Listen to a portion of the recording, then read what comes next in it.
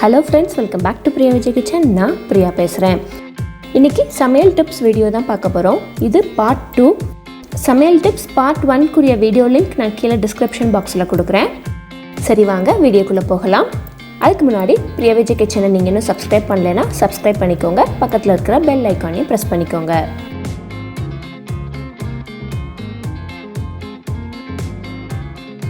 Fruit salad நம்ம எப்போ செஞ்சாலுமே வாழைப்பழம் ஆப்பிள்லாம் நறுக்கி போட்டோன்னா அது ஒரு மாதிரி இப்படி கருப்பாக மாறிடும். அது மாறாமல் இருக்கிறதுக்கு நம்ம கட் பண்ணுற கத்தியில் கொஞ்சமாக லெமன் ஜூஸோ இல்லைன்னா உப்பையோ தடவி நறுக்கணுன்னா கருத்து போகாது. அதே மாதிரி எண்ணெய் கத்திரிக்காய் செய்யும்போது 1 டீஸ்பூன் கெட்டி தயிரை சேர்த்துக்கிட்டா கூட உங்களுக்கு கத்திரிக்காய் கருத்து போகாது.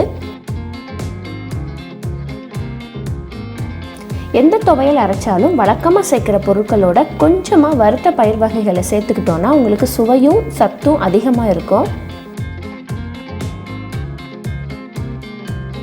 பட்டு புடவையை பீரோவில் வைக்கும் போதில் ஒரு காட்டன் புடவையில் மடித்து வச்சு அதோட கூட 2-3 கொட்டாப்பாக்கு வச்சுட்டோன்னா உங்களுக்கு பட்டு புடவை ரொம்ப நாளைக்கு புதுசாகவே இருக்கும்.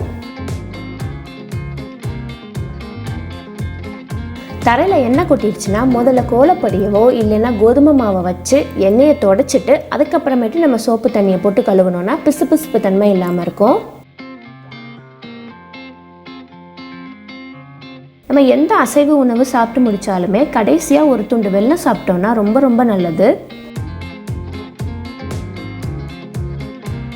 மிக்சியில் இருக்கிற பிளேடு தேஞ்சு போச்சுன்னா ஒரு 2 ஸ்பூன் கல்லுப்பு போட்டு முன்னாடி பின்னாடி நல்லா சுற்றி விட்டோன்னா நல்லா ஷார்ப்பாகிடும். அரிசி டப்பாலையோ இல்லைன்னா பருப்பு டப்பாலையோ வண்டோ புழுவோ வராமல் இருக்கிறதுக்கு கொஞ்சமாக பிரிஞ்சி இலையோ இல்லைன்னா புதினா இலையோ போட்டு வச்சோன்னா வராது. முட்டையை நம்ம ஃப்ரிட்ஜில் வைக்கும் போதில் அதனுடைய ஷார்ப்பான பகுதி இருக்கும் தெரியுமா, அது தலைகீழே இருக்கிற மாதிரி பார்த்துக்கணும். அப்படின்னா தான் முட்டை ரொம்ப நாளைக்கு உங்களுக்கு கெடாமல் இருக்கும்.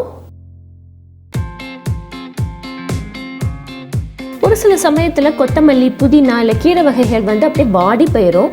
அதை ஒரு அரை மணி நேரம் தண்ணிக்குள்ளே ஊற போட்டு வச்சோன்னா அப்படியே நல்லா ஃப்ரெஷ்ஷாக மாறிடும்.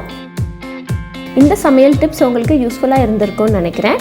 இந்த வீடியோ உங்களுக்கு பிடிச்சிருந்துச்சுன்னா உங்கள் ஃப்ரெண்ட்ஸோட ஃபேமிலியோட ஷேர் பண்ணுங்கள். தேங்க்யூ. தேங்க்ஸ் ஃபார் வாட்சிங்.